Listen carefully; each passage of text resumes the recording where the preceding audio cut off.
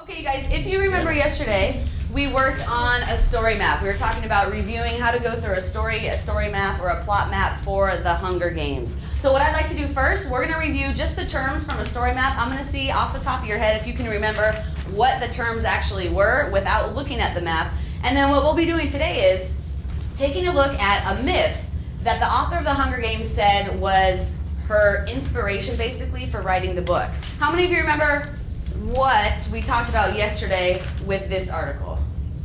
Talk to us. It was about how students, I think 42 students were on the bus and they got picked for like a robbery. It's like they were talking about how they ripped out the Hunger Games and stuff like that. Okay. Yeah. Good. What other detail do we want to add? What else do we know about this book, Battle Royale? That they were all gassed on the bus and put in one room with explosive collars. Okay, good. What was one other detail that we thought was similar between Hunger Games and Battle Royale? Let's get somebody else. Yeah, Celeste. Only one person can be a winner. Only one person could be a winner, and what did we find out about the end of this book as well, though? Two people did become a winner. So as a class, what was our consensus? Do we believe Suzanne Collins when she said she did not read this book before she wrote The Hunger Games, or do we think she might be? She might be lying. You think she might be lying about it? What do you think? I think she did because it has a lot in common with that.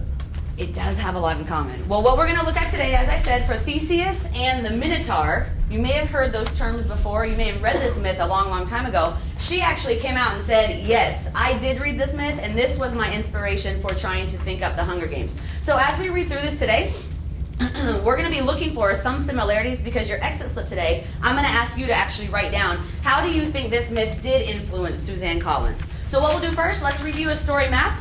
As we read this out loud, we're going to be highlighting or underlining parts that we think sound very similar to the Hunger Games. And then in your groups today, I'm going to have you guys take another story map, and instead of me giving you the information to include like we did yesterday, you are going to be in your groups creating all of the information that should go here. So this is one step harder than yesterday, but I think you guys are going to do a good job.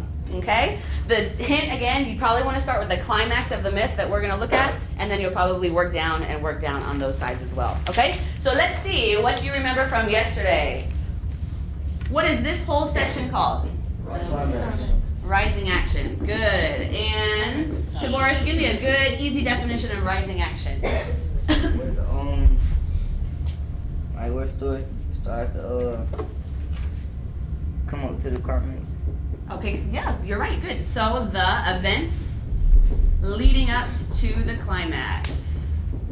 Can someone get the door?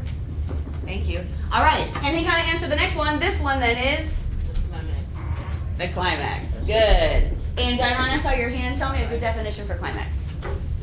Highest point of action. Okay, good. The highest point of action. Excellent. And what did we say yesterday was the climax of the Hunger Games? The point of no return, where once that happened, it stopped. Brittany. The rules change. Say it again. The rules change. When the rules changed. Good. When Claudius Templeton said, nope, rules are changing, that's when we could not go back. Excellent. All right, somebody tell me about this section. Falling action.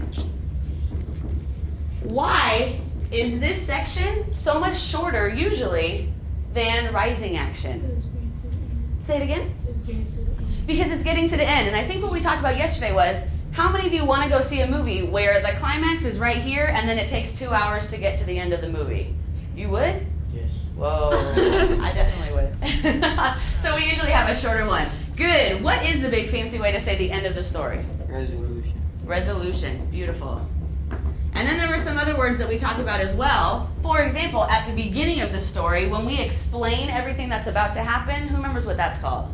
Yes? Foreshadowing. Ooh, well, foreshadowing is a hint at what's to come, but we also talked about the exposition. Okay, do you guys remember what are some of the things that go into the exposition? What is the setting, time, the setting, place, and the time? Good. Ooh, you even got place and time. We got characters. Excellent. Solution. And say it again. Solution. You're close. Actually, Oh, situation. The situation. All right, good. Let's do two more. What's the fancy way to say the main character or the hero? Protagonist. Good, Andel. Yes, the protagonist. What's an easy way to remember what this means? Pro. And what does pro mean? Professional. Hero. Say it again. Ooh, something good, right? When you're pro something, you're for something, right? Excellent. And then what's the opposite? What's our opposite of that? Antagonist. Yes, you're absolutely right, Imani. Good. Antagonist. And what is a good way to remember what antagonist means? And means opposite. Say it again? Anta means Okay, or opposite. anti. Good. It means the opposite or against. Beautiful. So you guys look good at that. We're going to start reading Theseus and the Minotaur. If you want to use highlighters, coming up and grab a highlighter. If you want to just underline where you see similarities with Hunger Games, you can just underline it, but feel free to come on up. And if you notice, I also try to use a visual, because when you think of pro, you try to think of all the things. We talk about pro, con, and stuff like that. So I tried to give like the thumbs up because that means good. That means that's the good person in the story. And same thing with antagonist. It's not necessarily anti, but they've heard words that use anti in it, and they were immediately able to make that connection. So let's say they're reading something on the test, even if they don't know the exact definition, if you can at least figure out that antagonist has a negative connotation, you can look through those answer choices and you can automatically eliminate ones that don't fit. And as you're reading in the back of your head, we want to start thinking about what might you map for this myth. Come on up. There you go. All right, and just like always, I'll start reading a little bit, and then we'll see if we can get some volunteers. Who in here has heard something about Theseus and the Minotaur before we even start reading? I heard about a Minotaur. What do you remember about it, or him? It's like it's a hybrid or something. No, it's Oh. like, isn't it from like Greek? Or something. It is. This is a Greek myth. And I like that you said something about a hybrid. What does that remind you about from Hunger Games? Oh no, I was about to think of the hybrid cars. The mutated animals. The mutations. Does anybody know? Actually, you can probably use the picture, kinda. What does he look like a mixture of? What is he a hybrid of? Man and woman. A bull and a human. Beautiful. Do we remember anything about a myth about a labyrinth or a maze? Does that ring a bell? Where the guy used the magic string and he walked through it, and then he used the string to find his way back. You're absolutely right. Good. So for some of you, this will be a review. All right, here we go. Theseus and the Minotaur. This reminds me of all the movies that have come out lately with the Greek gods. Isn't there one coming out in a couple weeks? Or is it this weekend? It's the Wrath of the Titans. That's the one I was thinking. Wrath of the Titans. Yeah. The best one is John Connor. No, the I best like one it. is Percy Jackson. You know, I haven't seen that one. You never seen But I it? probably should TV because it's good for Greek I'll myths. never watch it. You know? Just like Hunger Games. All right, here we go. In the first paragraph, there's one word that I want you to know, which is why I bolded it, because tomorrow we'll be using this article to work on illustrated opposites. That word is omnipotent. Anytime you see omni in a word, it means all. Good. So if you want, you can write down all. And what do you think potent means? If you're an omnipotent man or an omnipotent ruler, Meaning. you might be mean, you might be what else? No? Okay. Good morning. Say it again. Ooh, if you're a very I just said it. If you are all powerful, you can write that down. Omnipotent means you have tons and tons of power. Take it for granted. You might take it for granted. What's the other risk if you are omnipotent? Your people might turn towards you, against you. Your people might turn against you. For my students, vocabulary is still an area in which we need to improve greatly. A lot of my students come to me with not the same vocabulary skills that other students may have. So I've told them also, in this last push before FCAT, this focus in our class is going to be words, words, words. The more words you can learn or figure out how to understand in context, the better. That's why the students during the warm-up, they don't use dictionaries. They do their best by trying to pull out the sentence and try to figure out some sort of meaning. It might not be the dictionary definition, but it's something that they can remember. And we've also started, if you want to look at the strategies, we're doing something right now called illustrated opposites. That's going to be the next step for this myth that we read today. What they do is they take one of the words that I bolded, because that's another way that I try to get them to stop and think about what are some words you might not know, just to get it into your head that, yep, there's something that you might want to look for in context. And what they'll do is they'll take one of these words, they put the word up on the top of the paper, and even the font that they choose to write with has to represent the meaning in some way. And then they put the absolute antonym to that word on the bottom, and they do some sort of visual in order to get that into their head. And we started this Monday, and they're talking about those words now. That's another reason why I stopped when we looked at omnipotent. We've been doing a lot of root study, and that's just another thing I'm trying to work on with them as well. The more roots you understand, the more prefixes you've come into contact with, the better you're going to understand the whole context. So I want you to keep that in mind as we read about King Minos. King Minos. Here we go. King Minos of Crete was an omnipotent man, feared by the rulers of the lands around him. When he demanded goods or men for his great armies, they felt they had to agree. His demands on Athens became too much for them to bear. I saw people highlighting, so talk to me. What should I highlight right there? What is it? When he demanded them to send tributes to honor him. What does that remind you of? Well, how the Hunger Games, they had to either be a volunteer or something like that. Well, like how Katniss volunteered. I volunteered as tribute. Okay, you're absolutely right. Good. Yep. So he demanded that they send tributes to honor him. So just thinking about that right now, who does or what does King Minos remind you of from the book? President Snow. President Snow, or maybe even you said the whole entire capital. Good. And let's get that down too. President Snow or the capital.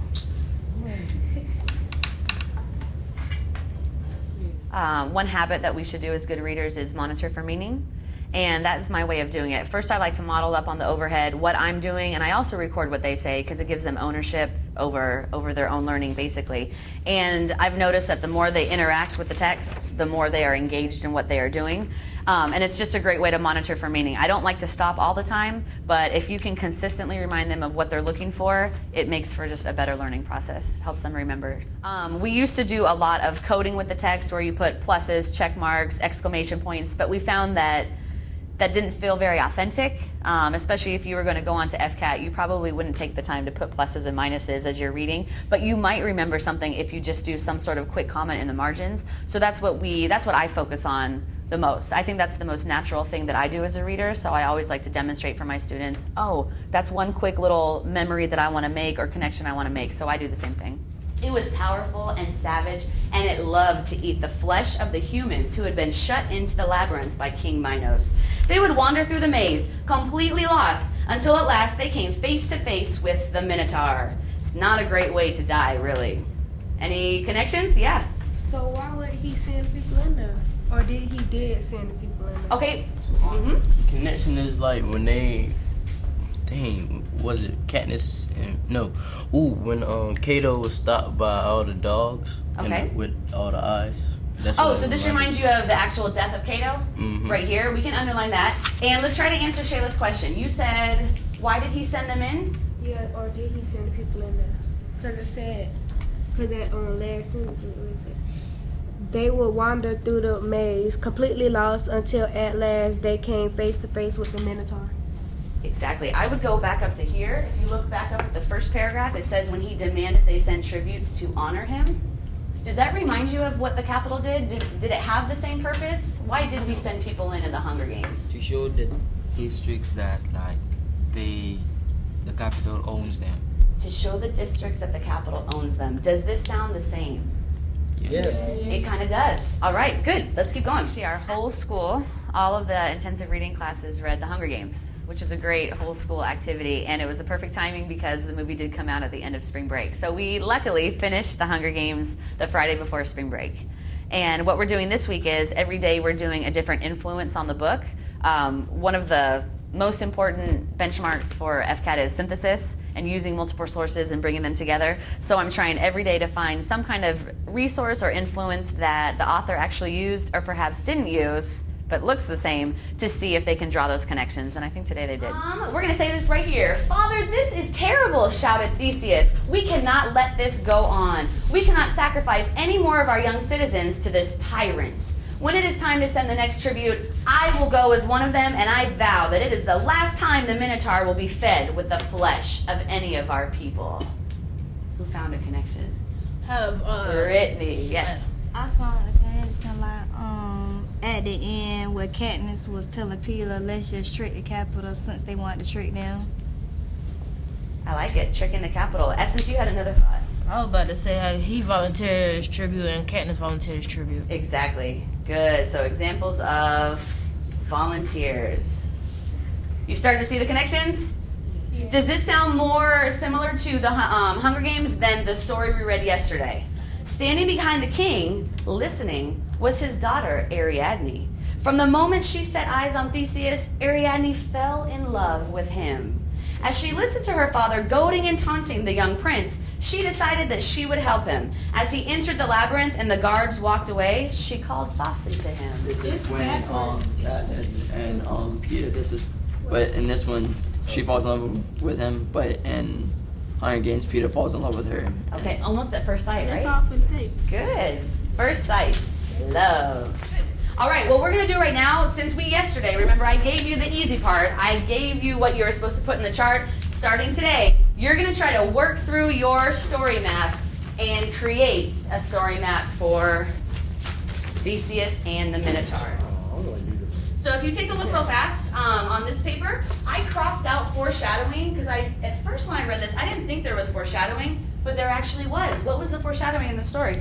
When they gave like the string. When they gave Theseus the string. Okay, that's one example. What's another one? And it connects to the resolution. It connects to the ending. The sails. The sails.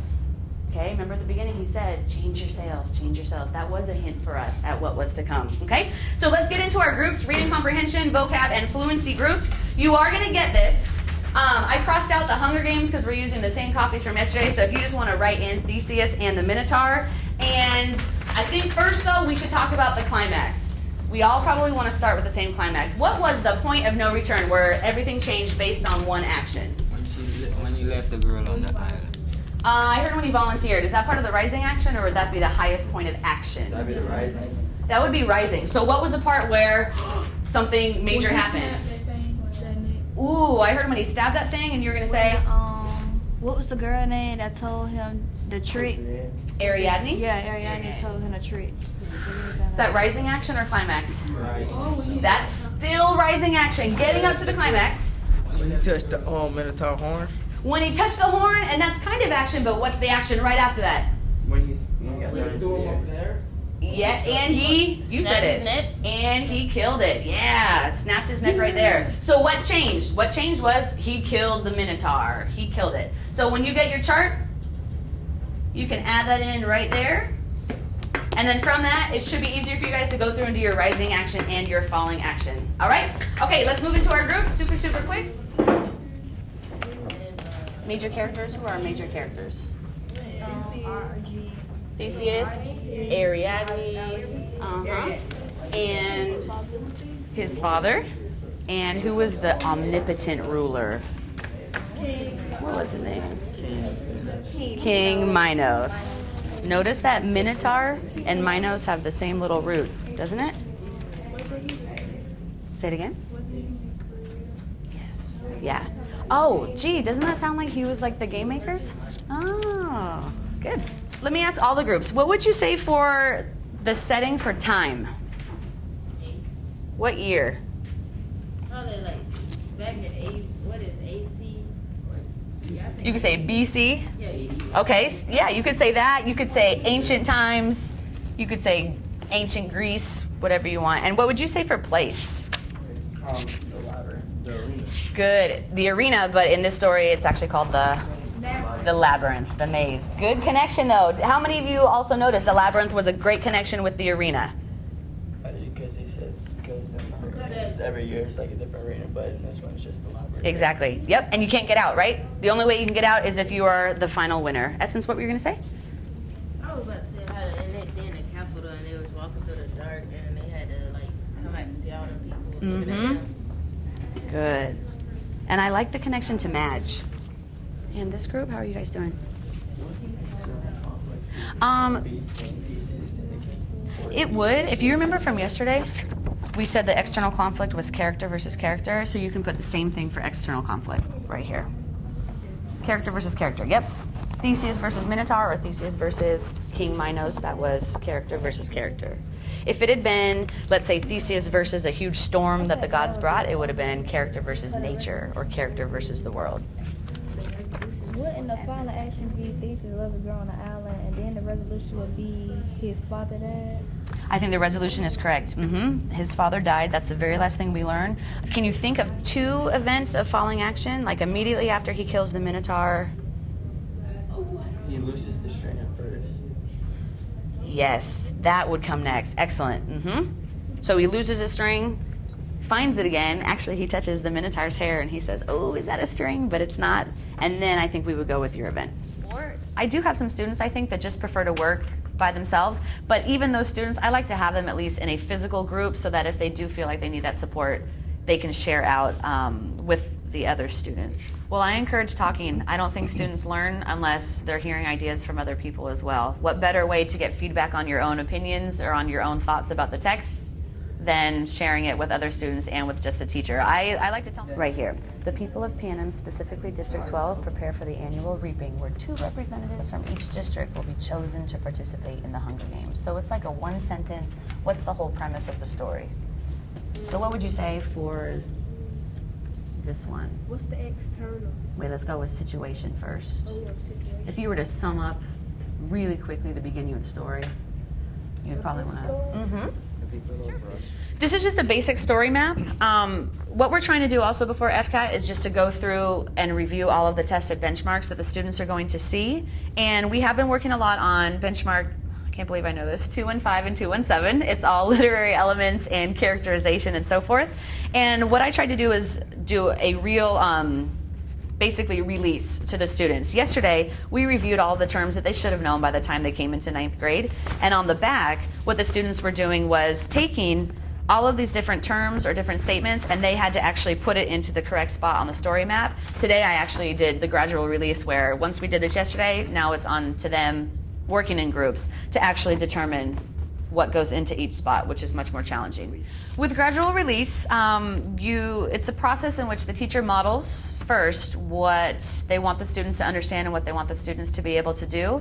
After that, you work together with the students, which is what I did yesterday. So it's not giving them total independence over what they're doing, but trying to scaffold it so that eventually they'll be able to do the task that you want them to do absolutely independently on their own. So that is why I consider this a gradual release. Yesterday, I gave them the tools that they needed. All they had to do was plug it in, which was still challenging. But today, it was a full release, which means they did have to work together, but I was not there telling them what exactly they had to put in. And I'm going to tell you, the most challenging part for me on the story map for today was the theme. The message that this myth is trying to teach us about the world in general. So I'm hearing it kind of quiet. I want you to make sure you guys start talking this out because I do not want you to do this on your own, okay? How many of you are getting close to the theme? You've started to identify rising action. You're probably done with your falling action. So that's going to be your last big step. Talk about it. What's this author saying about the world or people? What I'm going to ask you guys to do now, I do want us to get our exit slip done.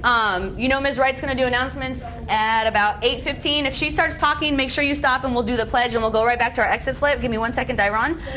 But what I'm going to ask you to start doing is answering this question right here. Okay, so take a look up at the screen. I'm going to have you do your exit slip right here in this space. You might need a little bit more space. If you do, feel free to turn it over, but we'll keep everything on the same paper. You don't need to write the question down. But the prompt for you to leave today is, Suzanne Collins, so the author of The Hunger Games, said she views Katniss as a futuristic Theseus, which I'm hoping you can see based on what we read. How do you connect Theseus to Katniss? So start to formulate in your head what you might say. Okay, use your story, the parts that you underlined or highlighted that might help you out. And I have one more little question that ties into it. What other aspects of Theseus and the Minotaur and the myth do you see represented in the Hunger Games? And I think you guys, you were so good at pulling out details. I gave you hints, but I don't think you even need them because you put them on your paper. Think of the labyrinth as being the arena. Think of the Minotaur as being what? And maybe the game makers, the people they have to fight against. Think about sacrifices, etc. And let's make sure we try to answer that right now. Write as much as you possibly can. The more details, the better, because I can see how much you can synthesize or connect to the story. Okay? Who feels like is it anybody almost done with their exit slip? Okay. Do you want to show it? We'll see if you have some connections that we also had.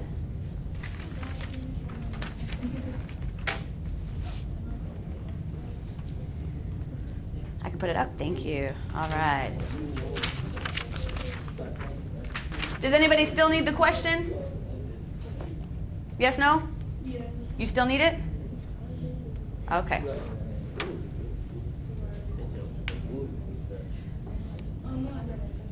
What is, for those of you who are starting to finish up, so we can kind of close out today, what is For you, what you're going to take away from this myth that's going to remind you of the Hunger Games. What is your biggest thing that you'll remember? He says when Theseus ditches Ariadne to remind you of Katniss and Peeta.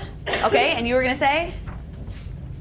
The same exact thing. Ooh, everybody's thinking of the love or the fake love thing. Yes? Oh, that might be another thing to remember, right? When Theseus volunteers. Okay, you feel good with your exit slip? All right. Thank you. Excellent. If you guys can help me put the desk back, I am going to take down the question, and we can just peruse real fast what Ms. Essence said. She said Theseus and Katniss are connected because both of them volunteered as tributes. Ding, ding, ding. Good.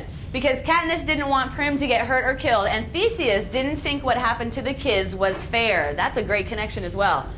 In the Hunger Games, the tributes were all trying to fight for their districts, and finish that for me. And in Theseus and the Minotaur, He was trying to prove that he was trying to prove that he wasn't going to get killed and that he was tough. and trying to help his district too, right? Yes. I mean, sure. The exit slip. About 3 times a week, I like to do an exit slip that does use writing. Even though I'm a reading teacher, writing is crucial. We know that reading and writing just merges beautifully. So what I did today was I actually found a quote that the author of The Hunger Games said about Theseus and the Minotaur, and she did say that she thought of Katniss as a futuristic Theseus. So my exit slip for the students was, can they connect what she said to the Hunger Games? What are all the different ways in which they could see this myth and take the elements from the myth and also synthesize it with the Hunger Games? So they had to explain themselves in writing. Basically, what they did as they went through the article, if they had highlighted and made comments and annotated the text, they could have just taken what they wrote and put it into a paragraph form. And tomorrow, the follow-up for the lesson, we're going to be going over together as groups. Do we have similar information? And we'll also be taking a look at the exit slips to see what could we add and what were some really stellar responses. What I do, I go through before I start my lesson the next day, and I see what students really understood the concept from the day and what students still need help. I have predetermined groups, but what I do if a student did not understand the lesson, or it's obvious that they just need some more support, in those predetermined groups, I will pull out students from each of the groups and work with them in a small group to help them in order to understand what they may have missed yesterday so that they can rewrite or discuss again what the concept was yesterday so that they can move back into their groups. As soon as I'm done with the day, I look through exit slips and their work from the whole entire period, and then I kind of adapt it to whatever I'm doing the next day. And they both came out as winners, so they are survivors. Great job. All right, we'll finish talking about it tomorrow. Super work today, you guys. I'll take your yellow charts. My reading class was designed a little bit differently. I have all level 2 readers, which means all of my students scored a level 2 on FCAT last year, and they were very close to scoring a level 3 on FCAT. So I have the higher level 2 students, which means my class is designed a little bit differently than other intensive reading classes. For 20 minutes at the beginning of every class, it is a routine now that my students come in and independently read. I think that is one of the most effective strategies that I can do in my class because it gives the students ownership over what they're reading. They can choose anything to read. It's their personal choice, which they don't often get in high school. And I've just noticed that my students who were very reluctant readers, very challenged, they could not come in and pick out a book. Now, you saw, they come in, they know exactly what they're doing, and they're taking ownership over their reading. They're finding words that they don't know. So I think it's a great thing to see 14, 15, 16-year-old students who are usually defined as being reluctant readers actually having passion and finding books that they enjoy. Well, I think using graphic organizers like my vocabulary reading journal, I think that's a great way to see if they're understanding what they read. I also, up until about the last month, they kept a reading journal, a reading notebook every single day, and I would collect those at the end of the week and make comments on what they read. So any type of flow where you keep going, you keep talking about what you're reading, I can tell if they're understanding it, and they're really comfortable asking me questions about what they don't understand. Feedback is very important. For high school students, if you tell them I'm going to read your work and I'm going to write you back and you don't, you have failed your student, and they will let you know every time after that they're not going to put effort into it because you did not actually give them feedback. So I give written feedback in their journals. I give written feedback on their vocabulary notebooks as well. I might make a comment, oh, I saw that word in a book that I just read, or oh, that reminds me of another word. So I like to do written. Mostly in this class now, I do a lot more verbal feedback because it's immediate. And the ways in which they make connections between their lives and what they're reading, it's phenomenal. And it's great to see the creativity that they can come up with. Again, as I said, I think the biggest struggle is vocabulary. So I've noticed that that's the biggest issue that we're still facing.